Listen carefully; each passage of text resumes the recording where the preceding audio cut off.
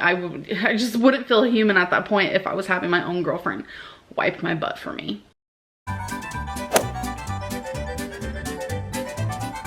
So there's this channel that I have been watching for a long time now, almost when they first uploaded their first video. So I've been following this person. I was watching them for, you know, weight loss reasons and this and that. And then they started making videos about me. It was honestly sad, I would be honest, because I looked up to this person. I liked them as a YouTuber and stuff like that. And then I was like, oh no, another person wants to make YouTube videos about me. And it's like, a part of me wanted to stop watching this person completely. But then I was like, but I've grown to like them. And it was like this weird conflicting thing in my brain. And I continued watching them. Hey girls, welcome back again. So looking at this video, I was trying to figure out who she's talking about. I did think perhaps it may be Obese to Beast. I did try to look down in the comment section to see what people were saying. Someone was saying something like Cherry Berry. I don't know who that is, but it did get quite a few likes. But to me, it sounds a little bit like maybe it's Obese to Beast because they did have some communication back then as well. But tell me what you think. And I try my hardest not to watch the videos that they make about me, but it's like I kind of can't stop myself from watching them. I love to hear their opinion or whatever. So the video they uploaded today, I'm hurt by. So there are some things regarding the video that I want to answer, talk about, maybe make people understand, because I feel like if this one person feels this way, then I'm sure a lot of people feel this way or have these questions, and I don't want it like that because this person called me a liar. I don't like how she says make people understand, because you can't make people do anything. It's your actions over time that will prove who you are, and based on your actions, people will give a judgment. This is, you know, the world that we live in, whether we want it or we don't. Even in our day-to-day lives, not just Amberlynn, this goes for everyone. People will make comments that we just do not like. It's human nature. People will do that.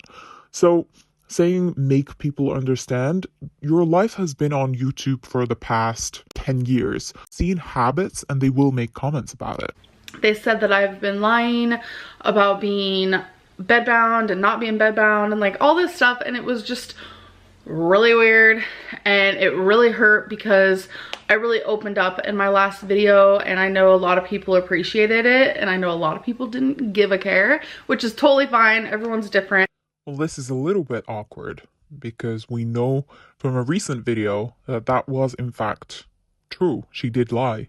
The first and foremost thing that I want to say is being in denial and lying are two completely different things. I'm gonna say that it's actually quite disheartening from your end, Amberlynn, to be talking to your audience as if though they're idiots. You know what I really don't like? Look at this clip right now, which I've zoomed in. It's the closing your eyes, talking very slowly, very patronizing. I just don't get that. Your audience, I mean, the age range is quite insane, actually. Yeah, we've got some younger people, but we've got some older people, some people that are educated, some people that are not, who have a lot of experience, life experience. You cannot talk down to someone like this. It's rude. I was in denial. I was in denial that I was bedbound. There are reasons why I didn't think I was at the time. I feel like really there are two ways she could have gone about this. So the first one is what she's doing right now, and she's saying, listen, you know, I was not lying, I was just in denial. That's really different. Or you could have said, look, yeah, I was lying and I was wrong, but the reason that I lied was because I feel that I was in denial, and that's why I lied. It was not intentional. She could have said it that way without patronizing people. Instead, she's like, listen, you idiots, I wasn't lying because you don't know the difference between denial and lying. And there are reasons why I understand that I actually was. A big thing though was I was in denial. The best part about losing weight and really focusing in on what matters to you and learning about your body and changing your food intake and being more mobile, and you have to work on your mental state a lot. And I've noticed that being delusional has been my forte. That has been my jam. I have been completely just like delusioned by all this stuff that I feed myself instead of really opening my eyes to reality. And the reason why I said that I'm probably still in denial on some things is because I probably am. Something I've noticed by watching a lot of weight loss channels and also by diving into my own is that a lot of us are kind of delusional. Like when you gain a pound one week, you come up with all these excuses, or if you only lose a pound, you come up with all these excuses, when honestly, I don't think people are flat out lying. So delusion can be a symptom of a mental health condition. However, you can't blame that. You can't just say, oh, and every time you do something that you feel like wasn't the right thing, because you lied, you can't just cover it up. I feel like, it's the same thing as people acting like an ass and then saying, oh, I'm so sorry, I've got narcissistic personality disorder. No, you may have a personality disorder, but that doesn't give you the right to act like a prick, So it does not excuse things. I would like to hope not, but it's like we are in denial to ourselves. I recently watched a What I Ate Today video by someone I've been following for so long, and everything in their video was super healthy, and I was like, okay, then wouldn't they be smaller? So I started to be a viewer the viewers that I have, because you guys see me film What I Ate Today videos. Like recently I did a What I Ate Today on Instagram, and all my food was really well portioned, and that's what I ate that day. But there's a question of, when some of us are filming What I Ate Today videos, are we in denial of what we truly eat? And are we subconsciously trying to show a healthier, more small portioned type of meals? Because subconsciously we are in denial of how much we eat in a day. And the reason why I brought that up is because the person later took to Instagram and admitted, I think I am in denial, because normally I wouldn't eat that healthy, and this person subconsciously ate healthier. So I feel like being in denial can go so many different sort of ways. Yeah, I get that. And that's why they say not to trust social media, right? Not just with food, but even things like when people post about their happy holidays, their, being happy in their relationship and their family, all of that stuff. Because really, would you be posting all the negative things in your life? No, because you want to show all the good things. You want to show how happy you are. And it's the same with this, but you can't mask everything and just say, oh, I was just delusional. Oh, I was just in denial. Yeah, you can be in denial, but there comes a point where you're aware of that. And at the moment, you seem quite self-aware. So when you're aware of it, I don't think it excuses it anymore. But I just want to let everyone know that I did not lie. 100,000,000,000%. It's just I had my own delusion, my own thing going on in my brain. This sounds like saying, I didn't lie, I just didn't tell the truth. During the time where I was not that mobile, I did not make that unknown. You guys saw the mattress in the living room, where I then told you guys it's because my leg is constantly hurting and it's easier for me to sit on a mattress. And when I want to hang out with my friends, that's also something else. I would go in the living room, but Becky would bring out a mattress for me and I would sit on it. That was not something I was hiding. It was shown in several vlogs. I explained it in a couple. I wasn't hiding that. So another thing is I couldn't breathe. I also was not hiding that. That's why I documented some of my exercising and how I could only walk for a minute and 16 seconds, and then it slowly went up to 3 minutes, and I would even film myself walking in place and you guys could hear my breathing. I was also not hiding that. I wasn't hiding the fact that I couldn't fit in a car properly, and sometimes I honestly couldn't even get the door to shut comfortably because I would be really swollen from my lymphedema. But you didn't, Amber. There are so many videos of you saying, I don't know why people are judging me. I can do everything that everyone else can do. I can walk, I can sleep normal, I can wash, I can bathe normally, but you couldn't. And now you're saying that, well, I didn't lie, I was just in denial, or I was making it obvious. No, but at the time, yeah, we pieced it together from the videos that you were saying, but you never vocally said that that is what was going on. And good on you. You don't have to tell us, but don't come back now and say that, well, guess what? I didn't lie. It was on the videos. No, you didn't tell us that. And that's why the audience get confused. If you didn't just make this video, people wouldn't be even more pissed, because now in your comment section, people are like, well, no, this doesn't make sense because you did lie. Because I was eating too much sodium, wasn't drinking enough water, just retaining a ton of fluid. I wasn't hiding that either. I talked a lot about how I was so immobile that I feel like if I was more mobile, then my videos would be better, my vlogs would be better, because there wouldn't be so many sit down videos. I said that a lot actually, and I said that a lot in Instagram Q&As, because you guys saw a lot of sit down videos from me. You still will continue to see those, but you guys didn't see any videos of me standing or anything, and those are things that I also was not hiding. No. I mean, I feel quite petty going over this and dissecting it like this, but I think that what you actually said at the time was that the reason that you were doing a lot of sit down videos was not because that you were not able to stand. I remember distinctively in the video you said that I can cook, I can clean, I can stand up for over an hour when I'm cooking. The reason that I'm not doing that is because if it's a sit down video, I need to talk about something. I can't just wash the dishes and talk about something. That's what you said. You did not say that it's because I can't do it. So it's not like I was hiding this completely different life at all, because I was still very open with the struggles that I was having. So when it comes to the word bedbound, I feel like 600-pound life has tainted that word for me. It made me think of bedbound in a certain way that I didn't know. Again, when I say these things, I was probably just in denial. This is the most absurd thing I've ever heard. So just because you do not know the definition of something doesn't excuse you from that thing that you did.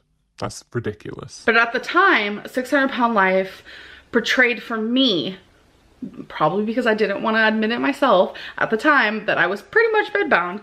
How it portrayed being bedbound to me was you had to have your significant other or pay a friend to come bathe you, and literally physically you had to be helped to walk around, and you just literally could not get up, like at all. Like you spent 24 hours a day in your bed. That was it, point blank period. But you did. That's exactly what happened. And anyway, this just sounds so stupid. It's like a murderer who's killed someone and said, "Oh, I didn't know that that was being a murderer. I just thought that, to me, the definition was different. It was just being a little bit rough with someone, and accidentally they just lose consciousness and never wake up again. That's just what I thought it was, not murder." I mean, it's an extreme example, but that's what it sounds like. It doesn't make any sense. Couldn't move. So I kind of want to explain the reasons why for, you know, over a year, I consistently said, I don't think I'm bedbound. Again, delusion was in the mix of this, but these are the reasons why I was like, no, I'm not bedbound. And I kept telling myself I wasn't, over and over and over. So chores were really hard for me, but it didn't stop me from doing them completely. If I was sweeping, you guys, it was almost pathetic. I would probably sweep for utmost 20 seconds, sit down. Sweep for 20 seconds, sit down. 20 seconds, sit down. If I was doing the dishes, I was sitting down. If I was cooking, I was sitting down. If I was wiping down the counters, I was sitting down. If I was doing anything, I was sitting down. It doesn't matter what it was. I was always sitting down when doing any sort of chore. But in my head, I was like, I'm still doing chores. Also, you guys, that was my Amber impression. Can I ask, do you guys also call it chores? I really don't do that. I feel so weird about that. If I call it chores, I feel like in a really depressed mood. It reminds me of like like the medieval times where you were chained and forced to like clean someone's feet and things like that. Is that what you think, or is that just me? Which aren't in my bed, so that makes me not bedbound. So a big thing for me is when I imagined someone as being bedbound, I imagine them not being able to shower. And this is like a constant topic on my channel, is like, can she shower? Can she wipe herself? Does Becky help her with these things? Point blank period, no. No, and she never has. I think it's more so like a pride thing within myself. It's almost like no matter how hard it got, I did not want help because it made me feel like less than a person. That was also a lie. Do you guys remember Whitegate? Like I didn't even feel, I just wouldn't feel human at that point if I was having my own girlfriend wipe my butt for me. So yes, I still showered, but the thing is I could not wash my hair and my body on the same day. So I told myself, well, you're able to wash your body even though it hurts and you have to take a million breaks. You're able to do it. You're able to wash your hair even though it hurts and you have to take several breaks and you have to hurry up in the shower because you're literally dying in there. Well, first of all, if you're describing it as dying, then that sounds quite bad. Maybe something was up.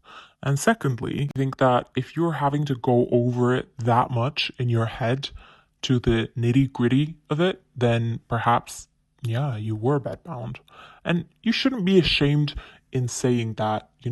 I know that people are going to say, look, you did this to yourself, but this is a journey that you're going through. And I know that people can be nasty, but as long as you accept it in yourself and be honest with yourself, at least you can move on to the next step, the better step. You're still doing it like a normal person. You're literally in the shower. So that's another reason why I was like, no, of course I'm not bedbound. There were times that I left the house. You guys saw that. Like, you guys have been on my channel for I don't know how long. So you guys did see me during that time where I was bedbound, Delusional Lynn. There's something quite telling of this video that you've created as well. The fact that you'd had to explain and over-explain for 30 minutes, I feel like you, again, perhaps you were delusional in this video as well, because you were over-explaining and saying multiple times that it was a delusion, by the way, it was not my fault. That is quite telling that you're trying to almost convince yourself that you were telling the truth rather than us. Where I was bedbound, I would leave the house, and it wasn't a lot, obviously not. I mean, I still don't leave the house a lot now. Like, I do, it's grocery shopping, dates here and there, see friends. I don't have this big glorious life, but back then I wouldn't leave the house that much. Maybe once a month, twice a month. And I would go to holidays with Becky's family and we would go on dates. Damn, I really feel for her. I cannot imagine not leaving the house for a month, or leaving the house once or twice a month. I would feel, I love my home, I love being at home, but I really do have to get out because I want to miss home, But again, denial, denial, denial. Don't want people to think that at all. I was delusional. I was in denial. Like, those are like the pivotal words of this video. So again, being a liar and being in denial are two completely different things. Thank you, Dr. Lynn, for without you, we would have never known the difference between the two. Thanks. 2018 is when it was at its peak, when I stayed in the bed most of the time. My leg was hurting really bad. Like, had no idea what was causing it. 2018? Wait, so that's longer than what she admitted to later in the years, because there's a video where she's saying that actually it was 2019 where she was bedbound.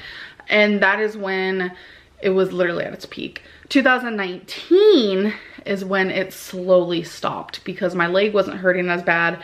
And during that time when my leg stopped hurting, that is when my lymphedema got really bad and it just started growing more and more.